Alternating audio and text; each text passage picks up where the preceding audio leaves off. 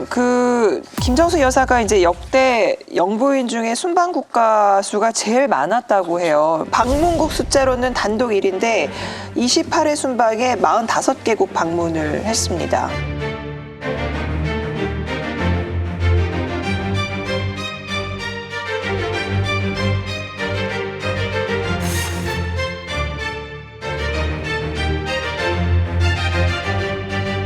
아니 근데 뭐 대통령이 해외 활동을 국제 활동을 많이 하시거나 그때 배우자가 같이 다니면 숫자가 늘어날 수도 있는데 항상 논란을 불러왔던 것은 예를 들어서 국가 수반이 없는 때 갔다거나 체코인가 그런 경우가 있었고 또 이제 그 순방 루트를 보면 굳이 이렇게 돌아와야 될 이유가 없는데 돌아왔다거나 그래서 논란을 여러 차례 일으켰죠. 뭐 이게 가고 싶은 나라 가는 거 아니냐. 그런 이 부분은 얘기들이 제가 좀 있었어요. 알거든요. 예. 왜냐하면 이제 이 소송이 붙어서 그 소송 내용을 제가 좀 추적을 했었고 그 소송을 한 당사자 기자를 잘 압니다. 네. 그래서 그 내용을 아는데 중앙일보의 남종호 기자가 김정숙 여사의 버킷리스트라는 그런 칼럼을 썼었어요. 네.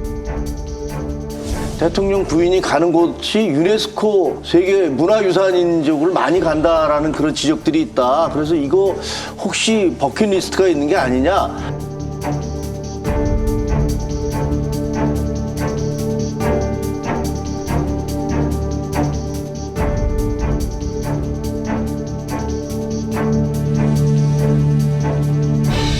칼럼을 쓰면서 노르웨이에 갔는데 노르웨이를 방문하면서 바로 그 베르겐이라는 그 아주 유명한 그 관광 도시를 뭐 짧은 기간 이틀인가 방문을 하면서 거기를 갔다. 그게 좀 이상하지 않느냐. 그리고 저 인도에도 다녀왔는데 그것도 혼자서 저 대통령도 없이 혼자서 갔다 온 것도 좀 이상하지 않느냐. 이런 칼럼을 썼어요.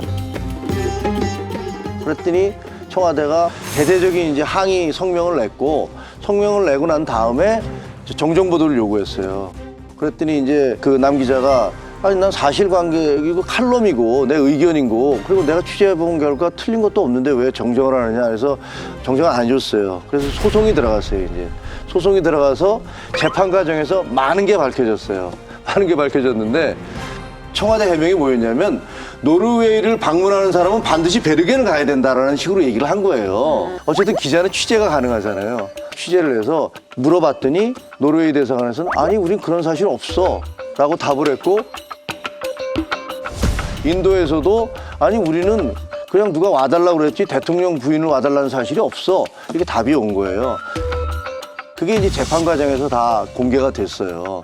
그래서 1심 재판이 청와대가 졌어요. 1심 재판부 판결이 사실은 언론이 별로 주목하지 않았는데 굉장히 기념비적인 판결이에요. 뭐라고 그랬냐면 재판부가 첫째, 칼럼은 의견이기 때문에 이것을 정정하라는 것조차가 말이 안 된다.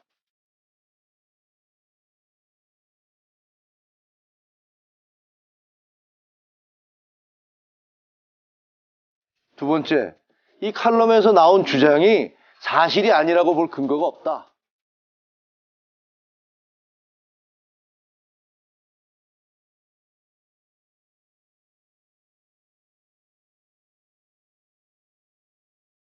세 번째는 뭐냐면 이게 더 중요한데 왜 그 소송을 김정숙 본인이 아니라 비서실에서 하느냐.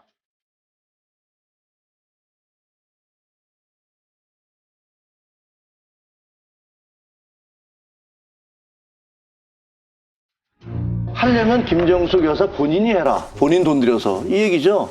그렇게 1심 판결이 내려졌어요. 근데 그럼에도 불구하고 청와대가 또 비서실 명의로 항소를 했어요. 근데 항소를 하다가 항소심 재판부가 계속 청와대에 뭐 얘기했겠죠. 그러니까 결국은 그 드랍을 했어요. 드랍을 했는데 저는 이것도 나중에 문제가 될 거라고 봐요. 왜냐하면 어마어마한 소송 비용이 들었을 텐데 그 소송 비용을 개인이 했나요? 문제 되는 게 재벌 회장들 변호 비용을 그 개인 돈으로 안 하고 회사 돈으로 하면 검찰에서 그것도 횡령으로 문제를 아, 이명박 대통령도 네. 지금 자기 소송하면서 네. 뭐 누구로부터 지원을 받았다고 해서 문제가 된 거 아니에요? 그러니까 사실은 특히 청와대 같은 데서 비서실 명의로 고소고발하는 게 대단히 잘못된 거 거의 변호사 쓰면 횡령 문제가 따라갑니다. 개인 돈 안 쓰면. 근데 이제 김정숙 여사가 외국을 뭐 45개월 갔다 이거는 뭐 우리가 문제 삼을 게 없어요. 근데 문제는 그 외국에 간 것이 대통령 부인이면 그 나라의 공식적인 스케줄로 가야 되잖아요. 공식적인 기관을 가거나 공식적인 자선단체를 방문하거나 뭐 공식적인 여성단체를 방문하거나 이런 것이 대통령 부인이 외국에 가야 할 일이잖아요.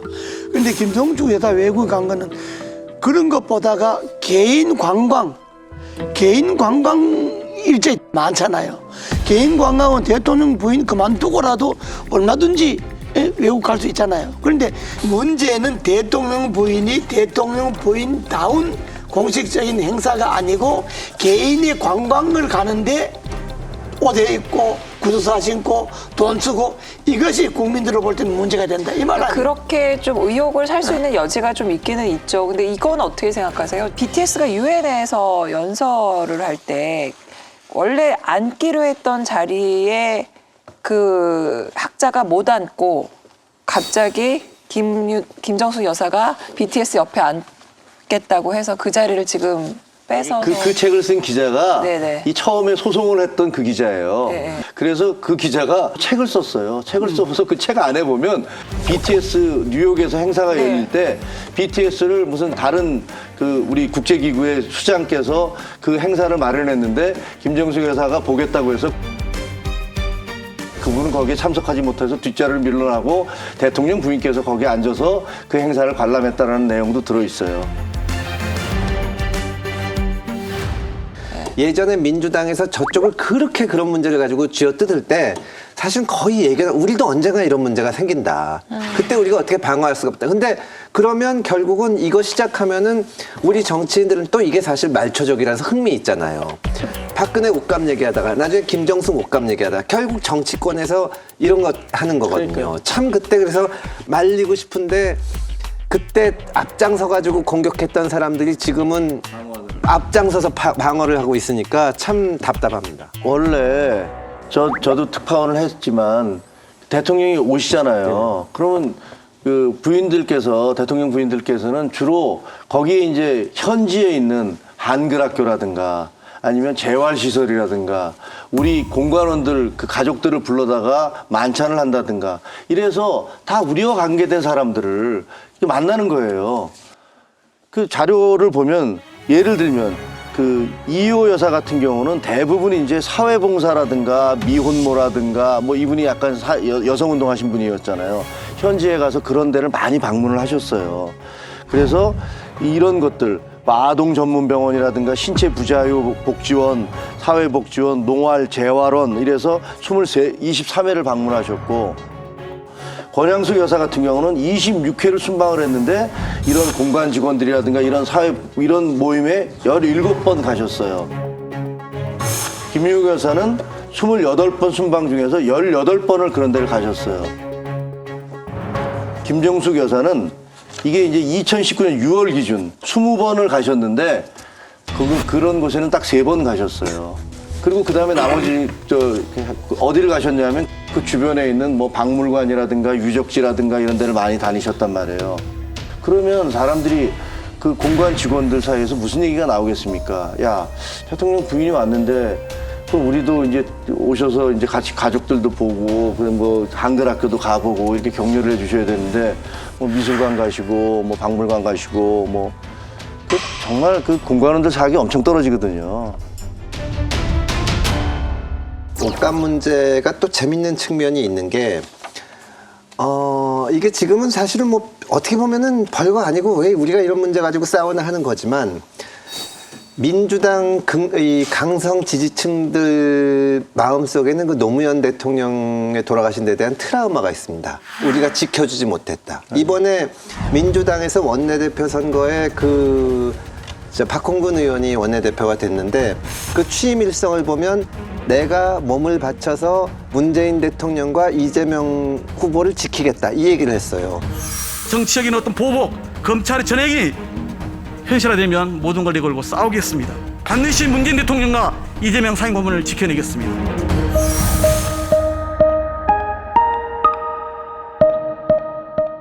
무슨 원내대표가 뭐 대통령이나 전직 대통령 후보 지키는 사람은 아닌데, 그러니까 저들은 말하자면 국민의힘이나 윤석열 정부나 뭐 거대 언론이나 이런 사람들이 우리를 탄압하고 우리는 그거를 결사적으로 지키는데 저들의 목표는 이제 문재인 대통령과 김정숙 여사다.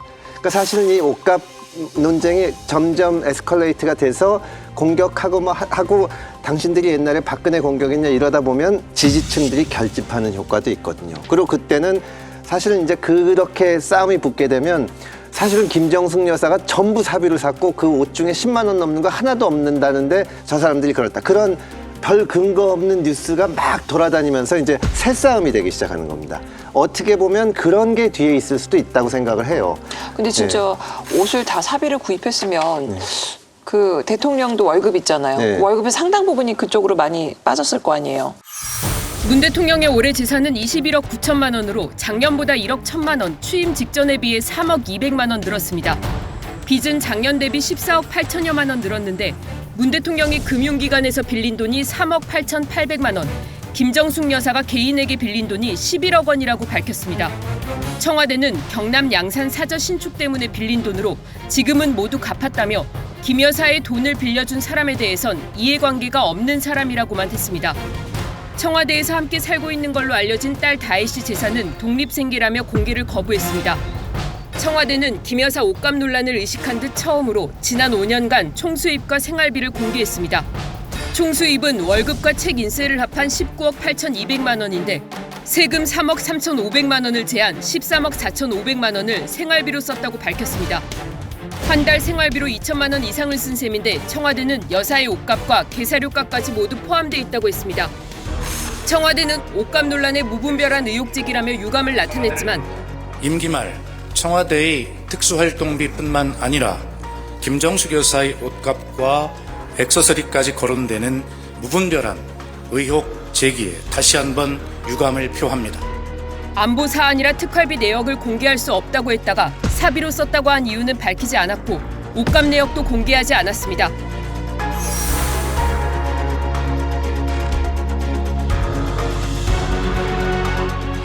민주당의 분위기 좀 말씀해 주세요.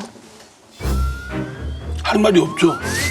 그리고 우선 그 김정숙 여사 이 의상 구입비 문제는 사실 이거는 밝혀야 되는 거는 이제 청와대나 김정숙 여사 쪽에서 밝혀야 되는데 어쨌든 문재인 대통령 임기 초반부터 해외에 두 대문이 이제 순방하고 또 TV 영상에 비춰진 대통령 영부인이 그 옷차림이 이제 화제가 되고 회자되면서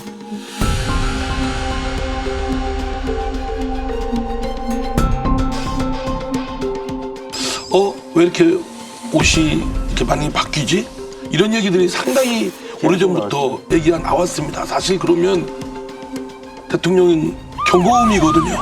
그러면 몸 조심했어야죠.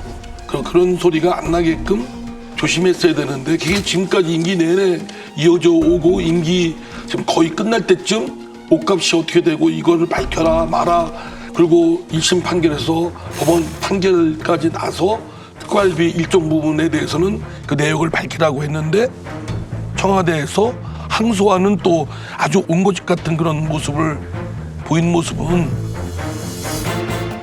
참으로 좀 볼썽사납습니다. 이 의원님 거기다 제가 조금만 더 보태면 똑같은 케이스가 해외 순방이거든요. 해외 그 유명 유적지 가는데 적어도 저는 이 판결에서 그렇게까지 내려졌기 때문에 더 이상은 안 가실 줄 알았어요. 그랬더니 피라미드 가셨잖아요. 이집트 방문해서 비공개로 해서 피라미드 갔다가 그게 공개되는 바람에 난리가 난 거 아닙니까? 그런 걸 보면 아 이게 지금 정말로 아무도 얘기를 못 하는구나. 측근들이라는 게 이야기를 할 수 있어야 측근이지. 용표청이나 부르고 그러면 되겠어. 측근이라는 게 이거 안 됩니다. 그건 제고해 주십시오. 뭐 통촉해 주십시오라든지 그런 소리를 할 수 있어야 측근이지.